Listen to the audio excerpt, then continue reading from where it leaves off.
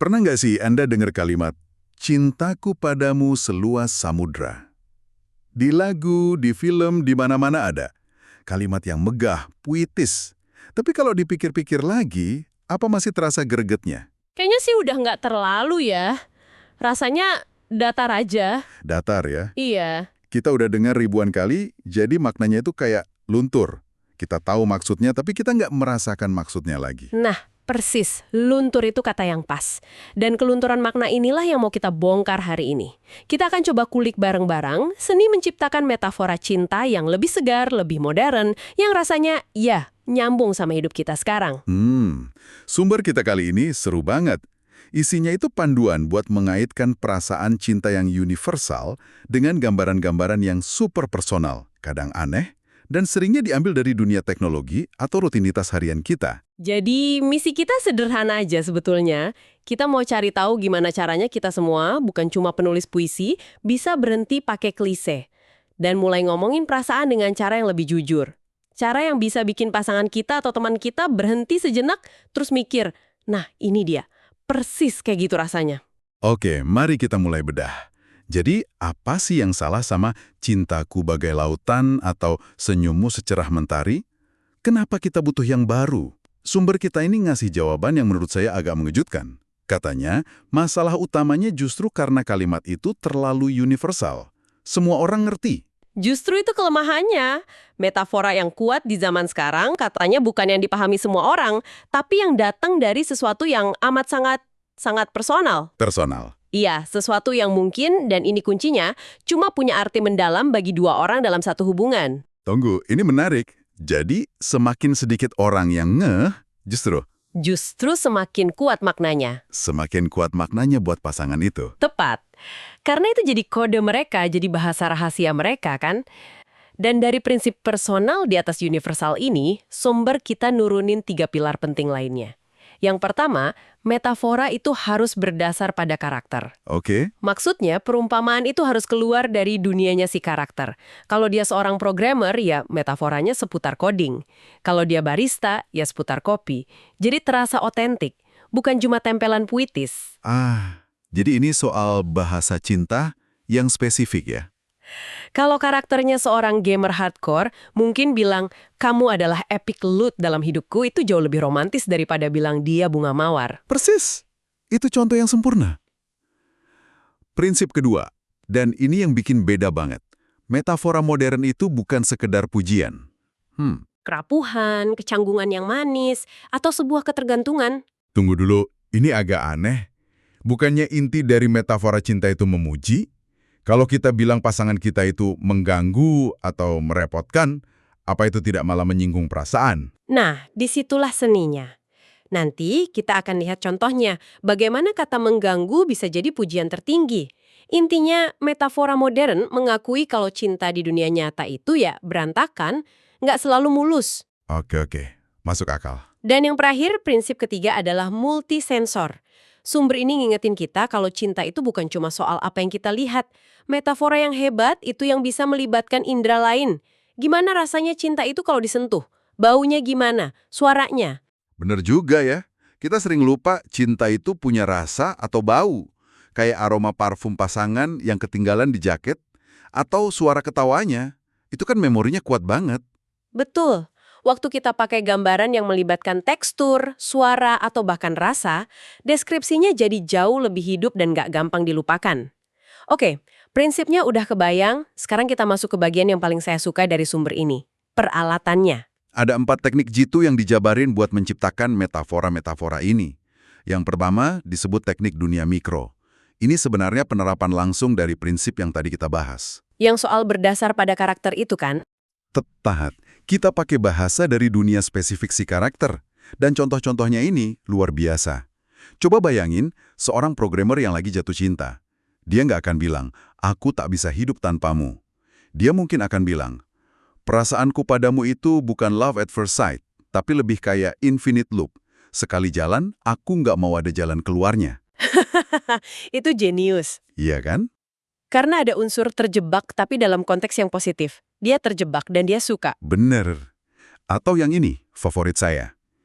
Kamu itu seperti bug yang paling susah ku selesaikan. mengganggu semua sistem logikaku, tapi aku nggak pernah mau mendibakmu. Itu kan jujur banget. Ada pengakuan kalau pasangannya itu mengganggu logika, bikin dunianya jungkir balik, tapi dia sama sekali nggak mau itu hilang. Itu pujian yang lebih dalam dari sekedar kamu cantik, jauh lebih dalam. Karena itu mengakui dampak si pasangan terhadap seluruh sistem operasi hidupnya. Atau contoh lain, buat pencinta kopi, cinta itu bukan kayak espresso yang langsung nendang, tapi lebih seperti slow drip cold brew. Butuh waktu lama banget buat mengekstrak semua rasanya. Tapi hasilnya halus, manis alami, dan bikin ketagihan. Itu langsung cerita soal proses hubungan mereka ya, bukan cuma soal perasaannya. Bahkan buat orang yang pemalu, ada contohnya. Mendekatimu itu rasanya kayak mendownload file besar pakai koneksi internet yang lambat. Sering time out, harus sabar, tapi aku rela nungguin. Bukankah itu jauh lebih menyentuh daripada klise, aku rela menunggumu selamanya? Jauh. Karena kita semua pernah merasakan frustrasinya internet lambat, jadi kita bisa ikut merasakan kesabarannya, penantiannya. Dan ini nyambung banget ke teknik kedua yang tadi Anda pertanyakan, teknik kontraintuitif. Ya. Ini adalah soal memasangkan cinta dengan sesuatu yang biasanya nggak dianggap romantis atau bahkan yang konotasinya negatif. Nah, ini dia. Soal bilang pasangan kita mengganggu tadi. Gimana caranya itu bisa jadi pujian? Begini cara kerjanya. Sumber. Kita kasih contoh. Kamu itu seperti notifikasi di ponselku. Selalu muncul, kadang mengganggu fokusku. Tapi aku nggak pernah mau matikan notifikasimu. Ini kan pengakuan yang jujur. Di tengah kerjaan, notifikasi itu gangguan. Tapi notifikasi dari orang ini adalah gangguan yang ditunggu-tunggu. Itu menunjukkan prioritas. Saya ngerti sekarang.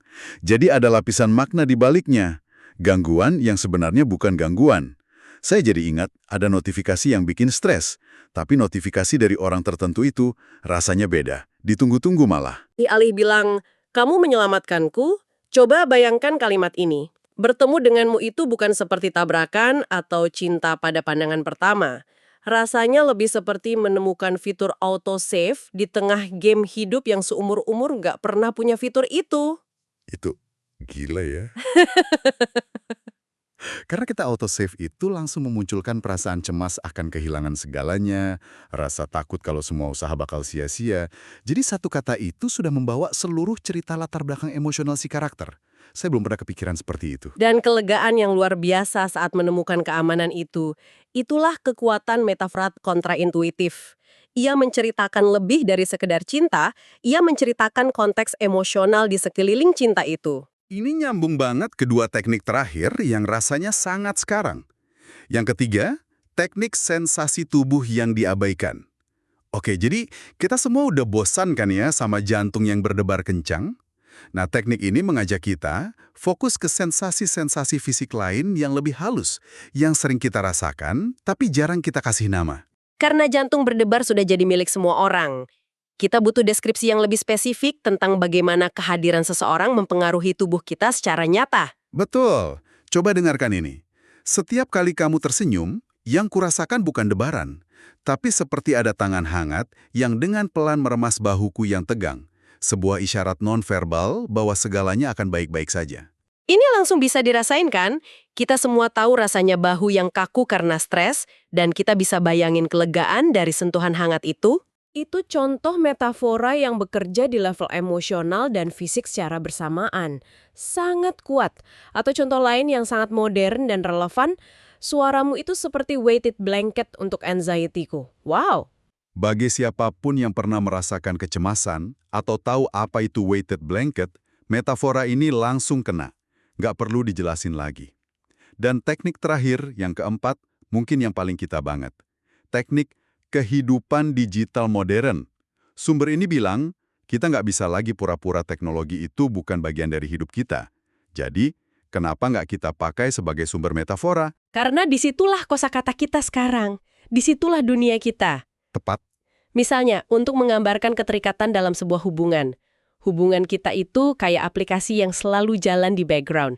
Meskipun nggak sedang aktif dibuka, aku selalu sadar kamu ada di sana. Membuat sistem operasi harianku jadi lebih stabil. Itu indah sekali, karena itu menggambarkan dukungan yang konstan, tapi nggak mengganggu. Sebuah kehadiran yang menenangkan, yang membuat semuanya berjalan lebih lancar. Bisa jadi deskripsi paling pas buat hubungan jarak jauh yang sehat mungkin ya. Atau yang ini, mungkin akan bikin Anda senyum. Kamu itu seperti wifi gratis yang kencang di tempat umum, sumber kelegaan dan kenyamanan yang tak terduga. Haha, itu pujian tingkat tinggi. Bener kan? Saya jadi ingat waktu panik di stasiun kereta, butuh pesen ojek online dan tiba-tiba dapat wifi gratis. Rasanya kayak menang lotre. Mengaitkan perasaan itu dengan seseorang, itu jenius. Benar kan? Nah, yang ditunjukkan semua teknik ini kan sebenarnya bahan baku metafora yang kuat itu ada di sekeliling kita, di meja kerja, di ponsel, di tubuh kita. Tapi seringnya orang bingung. Oke, saya paham konsepnya, tapi mulainya gimana? Saya bukan orang puitis. Pertanyaan bagus. Dan untungnya ini bukan sihir, ada prosesnya, ada langkah-langkah yang bisa dilatih. Sumur kita memecahnya jadi 4 langkah sederhana. Pertama, buat daftar asosiasi. Coba tulis 5-10 benda, rutinitas, atau aplikasi yang lekat banget sama hidup Anda. Apa saja? Apa aja ya? Kabel charger yang sering kusut, sticky note di monitor, suara notifikasi Slack, aroma kopi pagi. Oke, jadi daftarnya hal-hal yang super biasa ya. Nggak perlu yang keren-keren. Justru semakin biasa semakin bagus. Langkah kedua, tanya ke diri sendiri. Bagaimana rasanya mencintai dia? Jawab dengan emosi yang paling jujur dan mendasar. Apakah rasanya nyaman, bikin was-was tapi seru, menenangkan, atau terasa seperti akhirnya pulang ke rumah? Oke, jadi kita punya satu daftar benda, satu lagi daftar perasaan. Terus, langkah ketiga, yang paling kreatif, sambungkan emosi dengan benda itu. Lihat lagi daftar benda Anda. Benda mana yang bisa membangkitkan sensasi atau perasaan yang mirip? Misal rasa menenangkan mungkin bisa nyambung dengan aroma kopi pagi. Rasa selalu ada saat dibutuhkan mungkin bisa nyambung dengan power bank yang nggak pernah lupa dibawa. Nah, ini dia. Tapi kan kamu seperti power bank itu masih datar banget. Betul. Dan itu membawa kita ke langkah keempat yang paling krusial. Kembangkan dengan detail spesifik. Jangan berhenti di perumpamaan dasarnya. Detailnya lah yang akan menghidupkan metafora itu menjadi sebuah cerita. Detail membawa emosi. Oke, coba kasih contoh pengembangannya. Sunder, kita ngasih contoh brilian dari metafora charger. Kalimat dasarnya, dia seperti charger. Membosankan. Iya, biasa banget. Tapi setelah dikembangkan dengan detail, jadi begini. Dia seperti charger kabel yang kupinjam di bandara. Tampak biasa, tapi datang tepat saat baterai hidupku tinggal 1%. Dan tanpa kusadari, aku tak ingin mengembalikannya. Wah, itu beda banget. Karena ada detail, kabel yang kupinjam, di bandara, saat baterai di 1%, dan bagian akhirnya, tak ingin mengembalikannya. Setiap kata itu nambahin lapisan cerita. Ada keputusasaan, pertolongan tak terduga, dan keinginan untuk memiliki. Itu dari sebuah charger biasa. Luar biasa kan? Itu menunjukkan kerentanan, waktu yang tepat, dan nilai yang tak terduga dari sesuatu yang tadinya tampak sepele. Dan ini bisa diterapkan dalam dialog, misalnya untuk pasangan yang super sibuk. Salah satunya bisa bilang, aku tahu kita jarang banget ketemu, tapi kamu nggak pernah hilang dari pikiran aku. Rasanya tuh kayak aplikasi yang aku pin di layar ponsel. Biarpun nggak selalu aku buka, posisinya selalu di paling atas. Gampang diakses, dan siap kapanpun aku butuh. Itu cara yang sangat modern dan tulus untuk bilang, kamu prioritasku. Tanpa harus bilang, kamu prioritasku. Atau untuk karakter yang merasa nggak pantas dicintai, yang penuh rasa takut, sumber ini ngasih contoh yang sangat menyentuh. Mencintaimu itu seperti memegang cangkir keramik buatan tangan yang sangat indah. Aku takut kalau pegang terlalu kencang, nanti retak. Tapi kalau terlalu longgar, takut terlepas. Jadi aku cuma bisa diam, menikmati kehangatannya di telapak tangan, dan berharap aku cukup baik untuk menjaganya. Wow. Itu merangkum semua rasa takut, kekaguman, dan harapan dalam satu gambaran yang sangat visual dan bisa dirasakan. Jadi, kalau kita tarik benang merahnya dari semua ini, kunci dari metafora yang segar itu ternyata cuma 2. Kejujuran dan spesifisitas. Ini bukan soal mencari perumpamaan paling puitis yang terdengar hebat, tapi soal menemukan perumpamaan yang paling jujur tentang gimana rasanya cinta di tengah kekacauan hidup kita. Tujuan akhirnya, seperti kata sumber kita, adalah untuk membuat pendengar atau pembaca Anda merasakan sebuah pengakuan. Membuat mereka berpikir, iya, Aku pernah merasakan itu, tapi aku nggak pernah punya kata-katanya. Dan momen klik itulah yang menciptakan koneksi yang kuat. Betul. Dan penting untuk ditekankan lagi, ini bukan cuma buat penulis. Ini alat buat kita semua biar lebih jeli mengamati hubungan dan perasaan kita sendiri. Sumber kita bahkan menyarankan latihan iseng yang disebut metaphor mining atau menambang metafora. Menambang metafora. Gimana caranya? Gampang saja, pertama, coba lebih perhatikan lirik lagu-lagu indie atau baca puisi kontemporer. Mereka sering jadi yang pertama pakai metafora dari benda sehari-hari. Kedua, latih telinga kita. Dengerin cara orang di sekitar kita ngobrol. Mungkin Anda pernah dengar teman bilang, dia itu Google Search-ku untuk semua masalah. Atau, hidupku tadinya kayak punya 100 tab browser yang kebuka sampai ketemu kamu yang jadi homepage-nya. Hehehe, jadi kita kayak berburu metafora di kehidupan sehari-hari ya. Seru juga idenya. Dan yang terpenting, latih kepekaan pada diri sendiri.